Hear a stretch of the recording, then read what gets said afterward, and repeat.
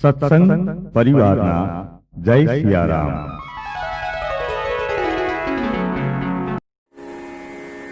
સ્વસ્તિ શ્રી ગણેશાય નમઃ। શ્રી સદગુરુ પરમાત્મને નમઃ। परम पवित्र पुरुषोत्तम मास एनी આજે 14 ક્ષયતિથિ છે એટલે આજે અમાસ 14 અને અમાસ એ આજે ભેગું આપણે ભાગ્ય અને પૂર્વજન્મના કર્માનુસાર ભગવાને આપણને જેવો સમય આપ્યો હોય એવા સમયનો બને ત્યાં સુધી ઉપયોગ કરી લેવો જોઈએ। जैसे रखे राम जी रहना चाहिए, जैसे रखे राम जी रहना चाहिए। मान अपमान सब सहना चाहिए, जैसे रखे राम जी रहना चाहिए। मान अपमान सब सहना चाहिए, जैसे रखे राम जी।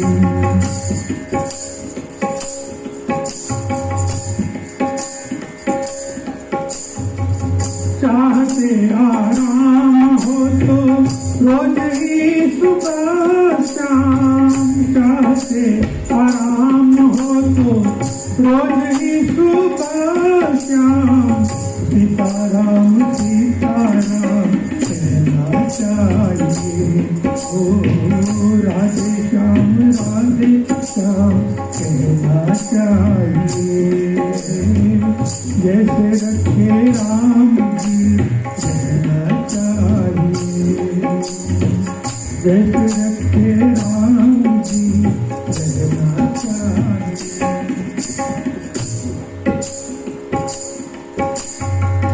मनुष्य के जीवन में भगवान ने मनुष्य का जन्म देकर ही बड़ी कृपा की, तो इस समय का सदुपयोग करना चाहिए।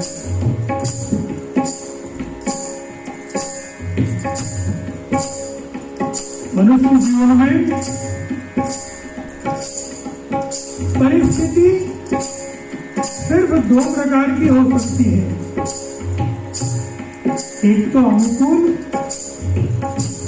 और दूसरी प्रतिकूल। ये दोनों परिस्थितियां नदी के मानो 2 किनारे हैं, 2 छोर के बीच में जैसे नदी का प्रवाह बह रहा है, उसी प्रकार ये 2 प्रकार की परिस्थितियों के बीच में से मानव जीवन चल रहा है।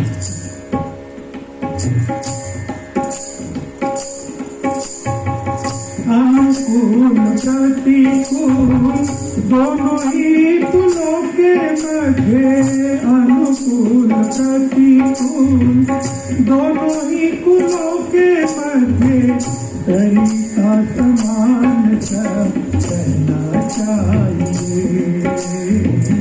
जैसे रखे राम जी रहना चाहिए, जैसे रखे राम जी रहना चाहिए। अधिके श्री राधा पुरुषोत्तम देव की। जैसे रखे राम जी रहना चाहिए। मुग्धा को कितना कष्ट पड़ा, लेकिन फिर भी उसने भगवान के चरणों में पूरी निष्ठा से पुरुषोत्तम मास का व्रत किया और कितना सुंदर फल प्राप्त किया। परिस्थितियां बदलती रहती है, भगवान पे भरोसा रखना चाहिए। आज पवित्र पुरुषोत्तम मास के आखिरी दिन में 30वें अध्याय की कथा में नारद जी ने नारायण से सुंदर प्रश्न किया है। हे प्रभु, आपने मुझे कथा सुनाई, ये कथा में मैंने देखा कि आपने पतिव्रता स्त्रियों का खूब प्रशंसा किया है।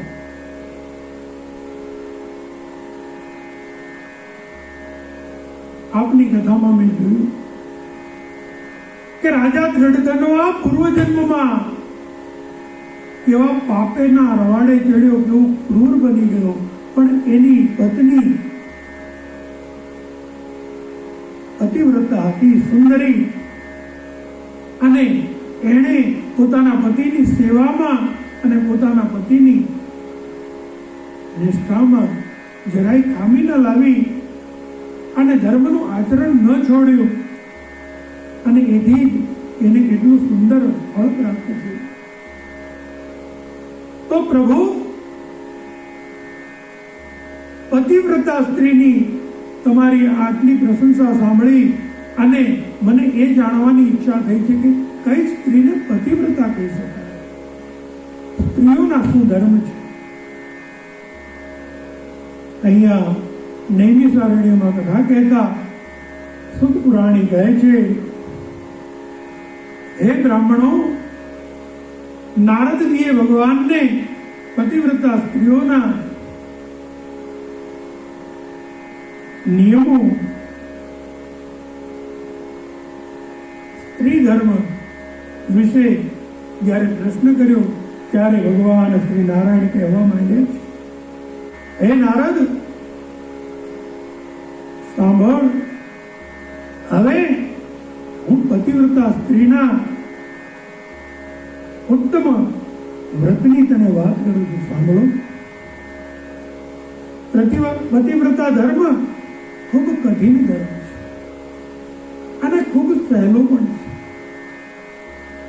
જો થોડીક વાતોનું ધ્યાન રાખવામાં આવે તો દરેક સ્ત્રી પતિવ્રતા થઈ શકે છે. હે નારદ, સ્ત્રીઓએ હંમેશા પોતાના પતિ માટે આદર ભાવ રાખવો જોઈએ. ભલે એનો પતિ કદરૂપો હોય, ખરાબ વર્તન વાળો હોય કે સારા સ્વભાવ વાળો હોય, રોગી હોય, પિશાચ જેવો હોય, ક્રોધી હોય, દારૂડિયો હોય, ગરડો હોય, મૂર્ખ હોય, ચતુરાઈ વિનાનો હોય, મૂંગો હોય, આંધળો હોય, બેરો હોય, ભયંકર દરિદ્ર હોય કે પછી કંજૂસ,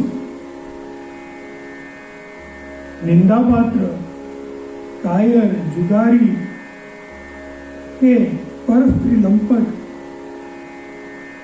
તો પણ સતી સ્ત્રીએ વાણી, શરીર તથા કર્મથી નિરંતર દેવની પેટે તેની પૂજા કરવી જોઈએ, તેનો આદર કરવો જોઈએ.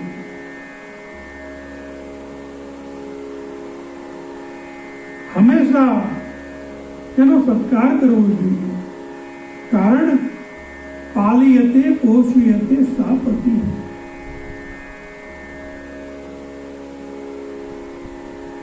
નાની ઉંમરની જુવાન કે ઘરડી સ્ત્રીએ પણ પોતાના ઘરમાં સ્વતંત્ર રીતે કોઈ પણ કાર્ય ન કરવું જોઈએ. હંમેશા અહંકારનો ત્યાગ કામનાનો તથા ક્રોધનો ત્યાગ કરી હસતું મોઢું રાખી અને બધા સાથે વર્તન કરવું. જ્યારે સ્ત્રી નાની ઉંમરમાં હોય ત્યારે એણે કોઈ પણ કાર્ય કરતા પહેલા પોતાના પિતાની આજ્ઞા લેવી જોઈએ. જ્યારે સ્ત્રી યુવતી થાય અને એના લગ્ન થાય ત્યારે એણે પતિની આજ્ઞા અને પતિ સાથે સમજી અને એની ઈચ્છા અનુસાર કામ કરવું જોઈએ. જ્યારે સ્ત્રી વૃદ્ધ થાય ત્યારે પોતાના પુત્રને પૂછી અને કાર્ય કરવું જોઈએ. સ્ત્રીએ ક્યારેય સ્વતંત્ર નિર્ણય ન કરવો જોઈએ. ભગવાન નારાયણની વાત સાંભળી અને નારદજી કહેવા માંડ્યા કે પ્રભુ, આપે કહ્યું કંજૂસ અર્થાત આત્માનં ધર્મ કૃત્ય ચ પુત્ર ધારાસ્ત પીડિયન દેવતા અતિથિ મૃત્યાંશ ચ સકદર્ય ઇતિ સ્મૃત. કદર્ય વિશે મેં સાંભળ્યું છે કે જે માણસ ધનાદિ સંપત્તિ હોવા છતાં પોતાને ધર્મ કાર્યને, પુત્રોને, સ્ત્રીને, દેવોને, અતિથિઓને તથા પોષ્ય વર્ગ એટલે કે નોકર ચાકરોને દુઃખ જ દે છે, એટલે કે યોગ્ય રીતે પોષતો નથી, પાલન પોષણ નથી કરતો, એને કદર્ય કહેવાય છે. આવા પતિની પણ સ્ત્રીએ સેવા કરવાની. આ તો સ્ત્રીને ગુલામ થવા જેવી વાત લાગી. ભગવાન નારાયણ કહે છે કે હે નારદ, સાંભળો, સ્ત્રી એ શક્તિ છે. શક્તિ સ્વયંમાં નિષ્પક્ષ હોય છે અને શક્તિ એનું યોગ્ય સંચાલન આવશ્યક છે. મોટે ભાગે સ્ત્રીઓ ખૂબ જ ભોળી અને કેટલીક સ્ત્રીઓને બાદ કરતા મોટે ભાગે સ્ત્રીઓ કોમળ હૃદયની હોય છે અને આથી જલ્દીથી એનો છેતરાઈ જવાનો કે કોઈ દુષ્ટ પુરુષની જાળમાં ફસાઈ જવાની સંભાવના રહેલી છે. સ્ત્રીઓને છેતરવી એ દુષ્ટો માટે સાહજિક છે અને શક્તિ જો ખોટા હાથમાં પડી જાય તો એ શક્તિ વિનાશકારી બને છે. સ્ત્રીના હાથમાં આ સંસારનું ભવિષ્ય રહ્યું છે. માટે સ્ત્રી એ સંસ્કારી હોય આવશ્યક છે. સ્ત્રી એ ધર્મને જાણનારી, ધર્મને માનનારી અને બધાને આનંદ આપનારી, બધાની સાથે પ્રેમથી વર્તનારી હોય તે આવશ્યક છે. ત્યારે જ આ સંસાર સુંદર દેખાશે અને આ માટે સ્ત્રીની રક્ષા એ સૌથી મોટી જરૂરિયાત છે. અને એટલા માટે સ્ત્રી જ્યારે નાની હોય ત્યારે એણે પોતાના પિતાની આજ્ઞા અનુસાર વર્તવું જોઈએ અને લગ્ન બાદ પોતાના પતિની ઈચ્છા એને અનુસરવું જોઈએ. સ્ત્રી ધારે તો ધરતી ઉપર સ્વર્ગ ઊભું કરી શકે છે. આમ ભગવાન નારાયણે નારદજીને સુંદર પતિવ્રતા સ્ત્રીના લક્ષણો દીધા છે. આ ઉપરાંત રજસ્વલા સ્ત્રીના નિયમો, સ્ત્રી જ્યારે રજસ્વલા ધર્મમાં આવે ત્યારે એને કેવી રીતે વર્તન કરવું જ્યારે ગર્ભ ધારણ કરે ત્યારે એને કેવા નિયમો પાળવા જોઈએ. સૌભાગ્યવતી સ્ત્રીએ ક્યારેય આભૂષણ ધારણ કર્યા વગર, શૃંગાર કર્યા વગર પોતાના પતિની સામે ન જોવું જોઈએ.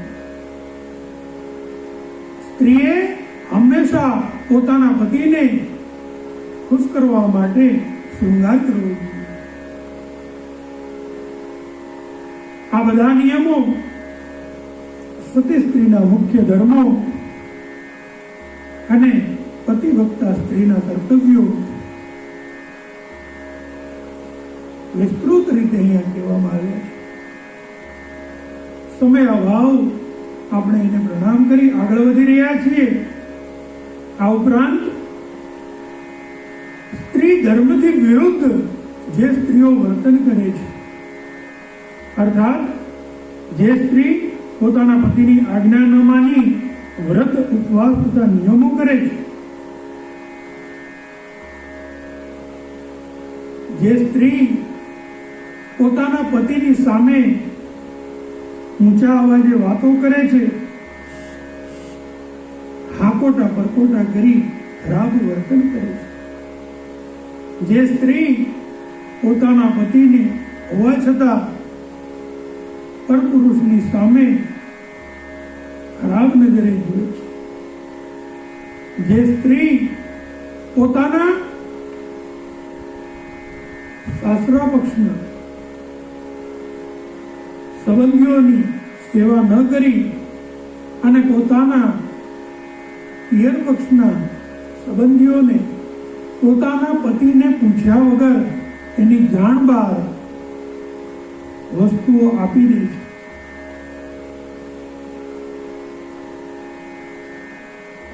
આ બધી સ્ત્રી ધર્મથી વિરુદ્ધ કર્મ કહ્યા છે. આવા કર્મ કરનારી સ્ત્રીને ભયંકર પાપની ભાગીણી થવું પડે છે. એની પણ આખી વિસ્તૃત અહીં માહિતી આપવામાં આવી છે. પોતાના પતિને બહારથી આવેલો જોઈ અને જે સ્ત્રી ઉતાવળી એને શીતળ જળ આપે છે, એમને બેસાડી આસન આપી કંકોન કરે છે, એના પગચંપી કરે છે, પાનનું બીડું આપે છે, પતિનો બધો જ થાક ઓગળી જાય આવું સુંદર વર્તન કરે છે અને પતિને પ્રિય એવા સુંદર વાક્યોથી તેની સેવા કરે છે. તેને વિદ્વાન પુરુષો પતિવ્રતા સ્ત્રીઓના મસ્તકને શોભાવનાર રત્નરૂપ કહે છે, કારણ કે પતિ એ જ સ્ત્રીઓનો દેવ છે, પતિ જ સ્ત્રીઓનો ગુરુ પણ છે અને ધર્મ, તીર્થો, વ્રતો પણ પતિ જ છે. માટે બધું છોડી દઈ સ્ત્રીઓએ કેવળ અને કેવળ એક પતિની પૂજા કરવી જોઈએ. જે સ્ત્રી પોતાના પતિ સિવાય અન્ય કોઈની પૂજા નથી કરતી, અન્ય કોઈ પુરુષને અડતી પણ નથી, એ સ્ત્રી પતિવ્રતા ધર્મના સંપૂર્ણ આદર્શને નિભાવનારી અને સદૈવ પતિને પ્રિય થનારી અને ગોલોકને પામનારી, પતિના સંકટો દૂર કરનારી, પતિની રક્ષા કરનારી બને છે. સ્ત્રીએ સદૈવ પતિનો આદર કરવો જોઈએ. સ્ત્રી એ એના પતિનું અડધું અંગ છે. પતિ ઉપર આવેલા કોઈ પણ સંકટને પતિવ્રતા સ્ત્રી માત્ર મીઠા વચનો દ્વારા દૂર કરી શકે છે. આ સિવાય વિધવા ધર્મની પણ સુંદર અહીંયા ચર્ચા કરવામાં આવી છે અને સ્ત્રીઓના નિયમો સાથે ભગવાન નારાયણ બોલ્યા, દેવતાઓ સહિત સર્વ લોકોમાં સ્ત્રીઓ માટે તેઓના પતિ સિવાય બીજો કોઈ પણ ઈષ્ટદેવ ગણાતો નથી. કારણ કે જેનો પતિ પ્રસન્ન રહે છે તે સ્ત્રી સર્વ કામનાઓ પ્રાપ્ત કરે છે અને જેનો પતિ કોપાયમાન રહે છે તે સ્ત્રી પોતાની સર્વ કામનાઓને સંપૂર્ણ નાશ કરે છે. પતિવ્રતા સ્ત્રી પોતાના પતિ થકી જ સંતાનો, વિવિધ ભોગો, શૈયા, આસનો, અદ્ભુત ભોજનો, વસ્ત્રો, સુગંધી પુષ્પો તથા સુગંધી પદાર્થો પ્રાપ્ત કરે છે. એટલું જ નહીં પણ આલોક તથા પરલોકમાં અનેક પ્રકારની કીર્તિઓ પ્રાપ્ત કરે છે.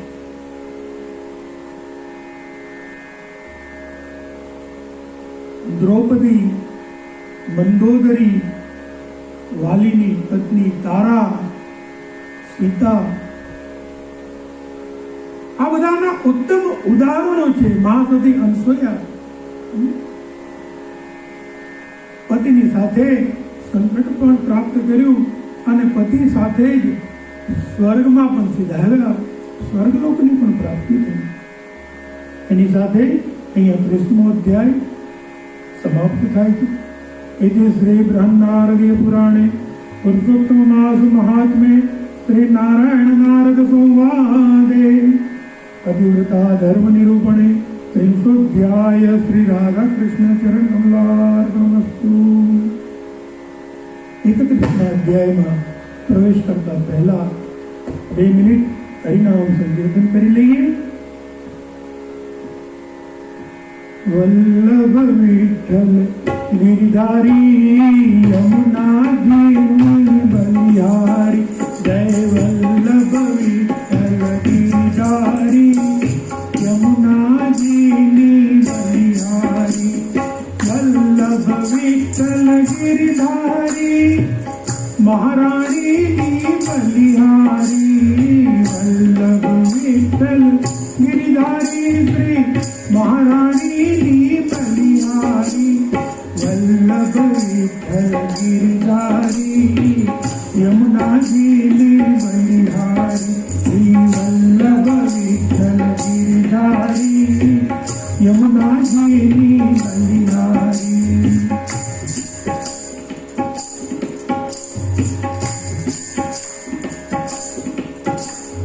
વલ્લભ વિઠ્ઠલ ગિરધારી શ્રી યમુનાજીની બલિહારી. વલ્લભ વિઠ્ઠલ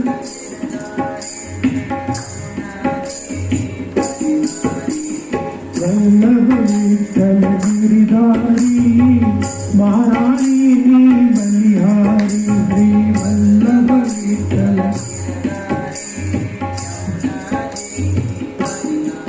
શ્રી મહારાણીની બલિહારી. શ્રી યમુનાજીની બલિહારી.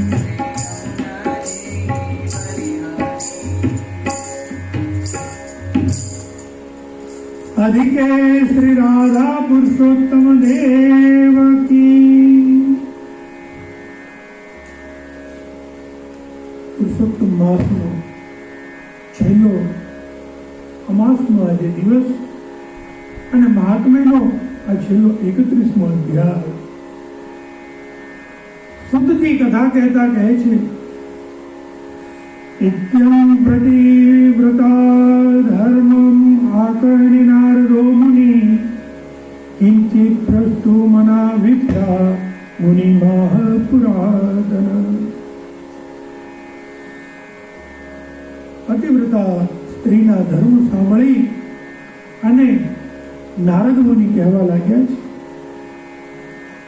હે બદ્રિકાશ્રમના સ્વામી નારાયણ, સર્વદાનો કરતા કાસાના સંપુટનું દાન આપે અધિક કહ્યું છે, પરંતુ એનું કારણ સ્પષ્ટ નથી કર્યું. શા માટે કાસાનું સંપુટ? અને ત્યારે નારદજી કહે છે કે હે બ્રાહ્મણ નારદ, આવો જ પ્રશ્ન એકવાર જગતજનની જગદંબા માં પાર્વતીજીએ પુરુષોત્તમ માસનું વ્રત કર્યું હતું અને તે વેળા ભગવાન ભોળાનાથ શ્રી મહાદેવજીને કર્યો હતો કે હે દયાના સમુદ્ર, મારે કયું ઉત્તમ દાન દેવું જોઈએ કે જેથી મેં કરેલું પુરુષોત્તમ માસનું વ્રત સંપૂર્ણતા પામે, સર્વ લોકોના હિત માટે આપ કૃપા કરી અને મને એ જણાવો. અને ત્યારે ભગવાન શિવજીએ જે કહ્યું હતું એ હું તમને સંભળાવું છું. ભગવાન શિવજીએ કહ્યું, હે દેવી, પુરુષોત્તમ માસમાં વ્રતની પૂર્ણતા કરવા માટે એવું કોઈ પણ દાન બની શકે તેવું જ નથી કે જેને વેદમાં ક્યાંય પણ કહ્યું હોય કે જે ઉત્તમ દાન કહી શકાય. તે સર્વ કૃષ્ણ પ્રિય પુરુષોત્તમ માસમાં ઓછું જ છે. જેટલું દાન કરવામાં આવે એ બધું દાન ઓછું જ લાગે છે.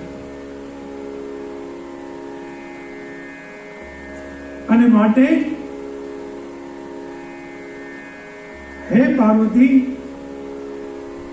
પુરુષોત્તમ માસમાં કાસાના 2 વાડકાની વચ્ચે 30 માલપુડા મૂકી અને એની ઉપર સૂતરની દોરીના 7 તાંતણા વીંટી વિધિ પ્રમાણે પૂજા કરી વ્રતની સંપૂર્ણતા માટે કોઈ વિદ્વાન બ્રાહ્મણને તેનું દાન કરવું જોઈએ અને એવો ભાવ કરવો જોઈએ કે હું આખું વિશ્વ, આખી સૃષ્ટિ આ સંપૂર્ણની અંદર ભરી અને દાન કરી રહી છે.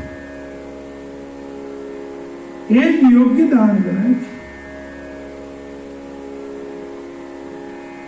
જો તર્ક શક્તિ હોય તો શક્તિ અનુસાર આવા 30 સંપુટોનું દાન કરવું જોઈએ. ભગવાન શિવજીનું ઉપકાર કરનારું વચન સાંભળી સર્વલોકને હિતની ઈચ્છાથી શ્રી પાર્વતીજી હર્ષ પામ્યા. પછી હે નારદજી, તેમણે એવા 30 સંપુટોનું વિદ્વાન બ્રાહ્મણોને દાન કર્યું અને વ્રતની વિધિ તે રીતે પૂર્ણ કરી અત્યંત આનંદ પામ્યા. સુતજી કથા કહેતા કહે છે, શ્રી નારાયણનું વચનામૃત સાંભળી નારદ મુનિ અતિશય તૃપ્ત થયા અને તેમણે વારંવાર પ્રણામ કરી અને ફરીથી પ્રશ્ન કરતા પૂછ્યું,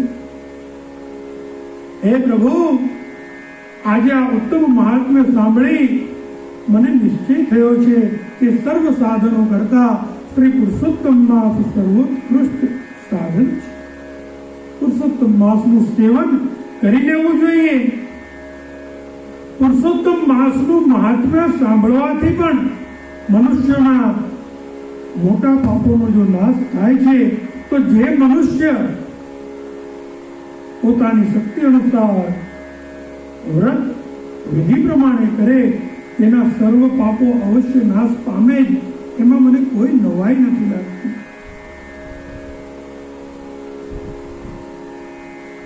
બસ આનાથી બીજું કંઈ પણ મારે સાંભળવા જેવું બાકી રહ્યું નથી. અમૃતથી જે અત્યંત તૃપ્ત થયો હોય તે બીજા પાણીની ઈચ્છા કરતો નથી. એમ આપની વાણીમાં પુરુષોત્તમ માસનું મહાત્મ્ય સાંભળી અને મને સંપૂર્ણ તૃપ્તિ પ્રાપ્ત થઈ છે. સુતજી કહે છે, મુનિઓમાં શ્રેષ્ઠ બ્રાહ્મણ નારદજી એમ કહી બોલતા બંધ થયા અને શ્રી નારાયણના ચરણમાં પોતાનું મસ્તક નમાવ્યું છે.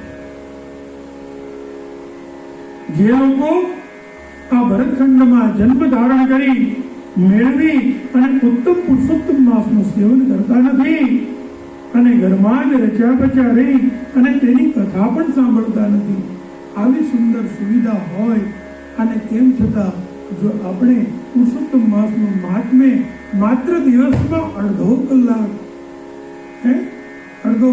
કલાકનો સમય, અને હવે તો ભગવાનની કેટલી કૃપા છે. ટેકનોલોજીના માધ્યમથી આપ જ્યાં પણ હો ત્યાં કથા શ્રવણ કરી શકો છો. અરે પથારીમાં સૂતા સૂતા પણ મોબાઈલથી કથા સાંભળી શકો છો. પહેલાના જમાનામાં તો કથા સાંભળવા કેટલા કઠિન નિયમો રાખવા પડતા. કથા મંડપમાં જવાનું, 2 કલાક 3 કલાક ત્યાં બેસવાનું, કેટલું કઠિન હતું. ભગવાને એવી કૃપા કરી છે, અને છતાં પણ જો આપણે આટલું પણ ન કરી શકીએ તો આપણી કરતા પામર કોણ? આ કથા અવશ્ય સાંભળવી જોઈએ. પોતાના સ્નેહીઓને પણ કથા સાંભળવા માટેની પ્રેરણા કરવી જોઈએ. પુરુષોત્તમ માસનું મહાત્મ્ય કહેતા કહ્યું છે, હે શ્રેષ્ઠ બ્રાહ્મણો, આ પુરુષોત્તમ માસમાં નાસ્તિકોના એટલે કે ખોટા શાસ્ત્રોનો ઉચ્ચાર પણ કરવો નહીં, પારકી પથારીમાં સૂવું નહીં, અને બને ત્યાં સુધી સત્યવાદિતા જાળવવી, જૂઠું ન બોલવું, કોઈની નિંદા ન કરવી. આપણને અનુકૂળ ન હોય તો હશે એનું કર્મ એ ભોગવે, આમ કરી ત્યાંથી આગળ વધી જવું, પણ નિંદા તો ન જ કરવી. ભગવાને આપણી ઉપર કૃપા કરી હોય, લક્ષ્મી દેવી આપણી ઉપર રાજી થયા હોય તો દાન દેવામાં કૃપણતા ક્યારેય ન કરવી. દાન દેવામાં જો કૃપણતા કરવામાં આવે તો લક્ષ્મીજી નારાજ થઈ જાય છે. આથી ચંચળ લક્ષ્મી છે. હે બ્રાહ્મણો, પુરુષોત્તમ માસનું વ્રત કરનારે બની શકે તો દરરોજ ઉત્તમ બ્રાહ્મણોને ભોજન કરાવ્યા પછી દિવસના 8મા ભાગે ભોજન કરવું જોઈએ. એટલે કે નક્ત ભોજી વ્રત કરવું જોઈએ. જે લોકો ભક્તિથી પ્રેમપૂર્વક તથા વિધિ પ્રમાણે પુરુષોત્તમ ભગવાનની નિત્ય પૂજા કરે છે તેવા લોકો ધન્યવાદને પાત્ર છે. ઇન્દ્રધૂમ્ન, યૌવનાશ્વ તથા ભગીરથ રાજા પણ પુરુષોત્તમ માસનું સેવન કરીને જ ભગવાનની પાસે ગયા હતા.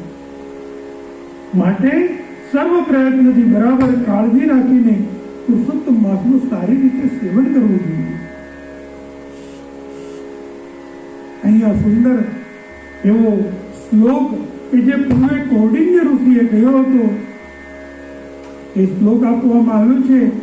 આ શ્લોકનો વારંવાર જાપ કરવાથી ભગવાનની અતિશય કૃપા પ્રાપ્ત થાય છે. હું એ શ્લોક બોલી સંભળાવું છું, ધ્યાનથી સાંભળજો. ગોવર્ધનધરમ વંદે ગોપાલમ ગોપરૂપિણમ ગોકુલોત્સામીશાનમ ગોવિંદમ ગોપિકાપ્રિયમ. પૂર્વે કૌંડિન્ય ઋષિ દ્વારા બોલાયેલો આ શ્લોક આજે પણ એટલો જ અસરકારક. આ શ્લોકનો વારંવાર પાઠ કરવો જોઈએ. 1 મહિના સુધી ભક્તિપૂર્વક વારંવાર જે આ શ્લોકને જપે છે તે પુરુષોત્તમ ભગવાનને પામે છે. હે તપોધનો, આ પુરુષોત્તમ માસ મહાત્મ્ય ગૂઢ પુરાણો કરતાંય અતિશય ગૂઢ છે. જેની તેની આગળ તો કહેવા જેવું પણ નથી.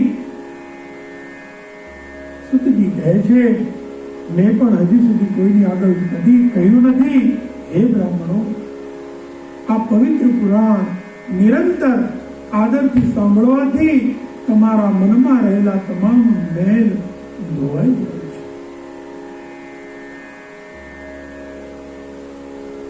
પુરુષોત્તમ માસ મહાત્મ્ય સાંભળનારને આખી પૃથ્વીની પ્રદક્ષિણા કરનાર પુરુષ જે પુણ્ય પ્રાપ્ત કરે છે. ગંગા આદિ પવિત્ર નદીઓમાં સ્નાન કરી જે પુણ્ય પ્રાપ્ત થાય છે. અશ્વમેઘ આદિ યજ્ઞ કરનાર મનુષ્યને જે પુણ્ય પ્રાપ્ત થાય છે.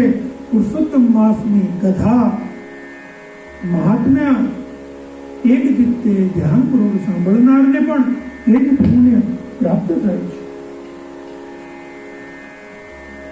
જે માણસ પુરુષોત્તમ માસ મહાત્મ્યને લખાવી વસ્ત્ર અથવા આભૂષણોથી શણગારી અને વિધિપૂર્વક વિદ્વત બ્રાહ્મણને દાન કરે છે, તે પોતાના 3 કુળોનો ઉદ્ધાર કરે છે અને જ્યાં ગોપિકાઓથી વિટાયેલા પુરુષોત્તમ પ્રભુ બિરાજે છે એવા દુર્લભ ગોલોકમાં અવિચલ સ્થાન પ્રાપ્ત કરે છે.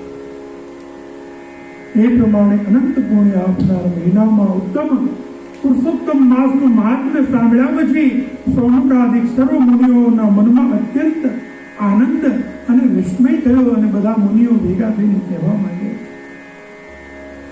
સોદ સોદ મહાભાગ ધન્યોસી તુમ મહામતે ત્વન્મુખામૃત પાનેન કૃતાર્થાસ્તો વયમ વૃષં.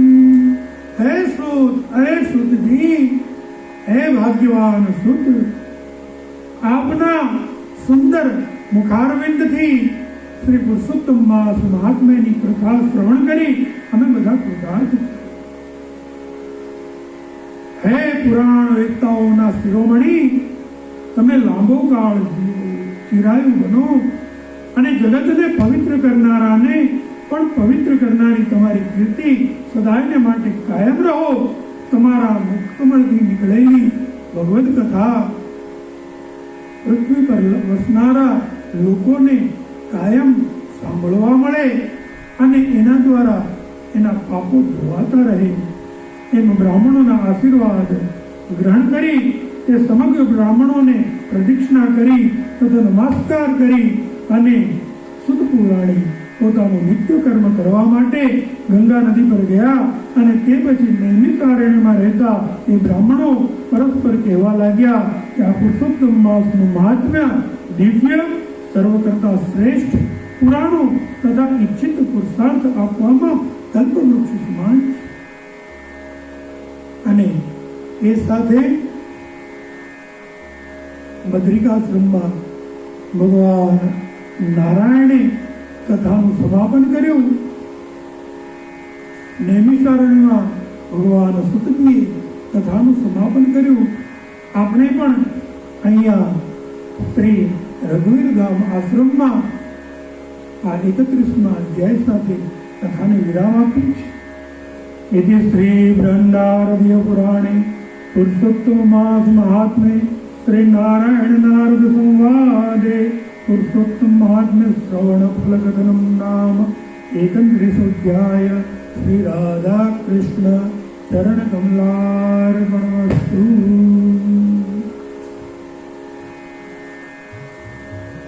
અહીંયા આપણું 1 મહિનાનું અનુષ્ઠાન પૂરું થાય છે. 1 મહિનામાં કેટલાક શ્રોતાઓએ આખો મહિનો કથા સાંભળી છે, કેટલાકે અડધો મહિનો, કેટલાકે એકાદ દિવસ કથા સાંભળી. પણ અનુષ્ઠાન પૂર્વક જ્યારે કર્મ થાય ત્યારે એનું ફળ તૈયાર થાય છે. અનુષ્ઠાનમાં ક્યાંક આપણી ખામી પણ રહી ગઈ હોય તો આ ખામીને દૂર કરવા માટે આપણે કથાકારોના ભૂષણ એવા ડોંગરેજી બાપજી કહેતા હતા એ પ્રમાણે 3 વાર હરે નમઃ એનો નાદ કરશું. તમે જ્યાં બેઠા હો ત્યાં સીધા ચચાર બેસી અને હું હરે નમઃ બોલું ત્યાર પછી તમારે પણ હરે નમઃ બોલવાનો છે. આપણે કંઈ પણ ખામી રહી ગઈ હોય તો ભગવાન એને પરિપૂર્ણ કરી અને આપણું આ અનુષ્ઠાન પૂર્ણ કરે એવી આપણે ભગવાનને પ્રાર્થના કરીએ.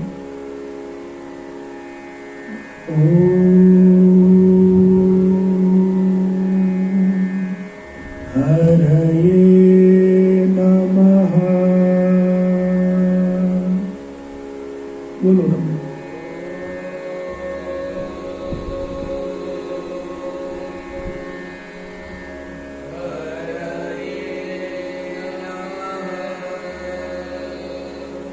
હરયે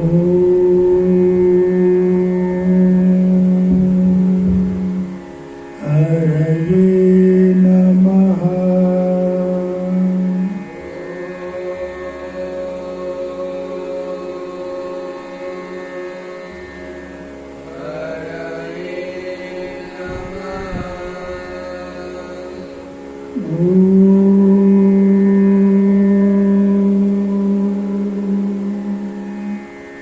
હરયે નમઃ.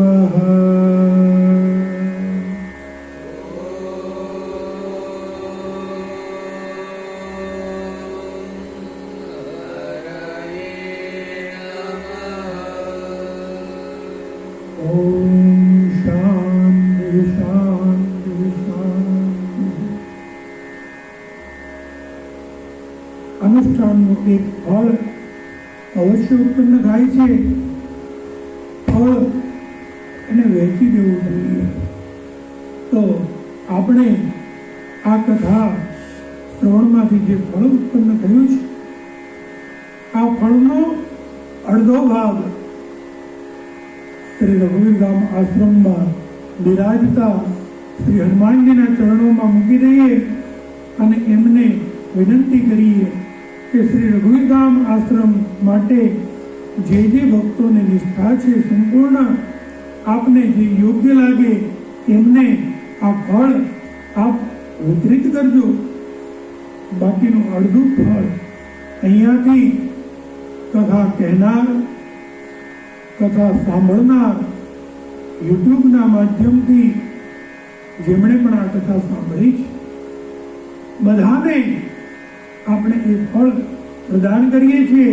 ભગવાન બધાને સુખી રાખે, બધાનું સ્વાસ્થ્ય સમૃદ્ધ રાખે અને બધાના દિલમાં ભગવાન શ્રી હરિ પુરુષોત્તમ પ્રત્યે હંમેશા પ્રેમ બનેલો રહે અને જીવનમાં આવતા તમામ દુઃખો દૂર કરી સદૈવ આનંદ છવાયેલો રહે એવી ભગવાનના ચરણોમાં પ્રાર્થના કરી આજના સત્રને આપણે અહીંયા વિરામ આપીએ છીએ.